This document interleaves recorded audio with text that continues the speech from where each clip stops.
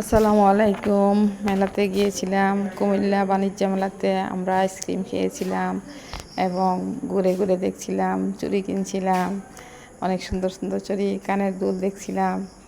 তারপরে আবারও চুড়ির খাটে গেলাম, ঘুরে দেখছিলাম, সব কিছু দেখছিলাম, সামান্য কিছু কেনাকাটা করলাম এবং নৌকাতে উঠলাম এবং সব কিছু দেখলাম।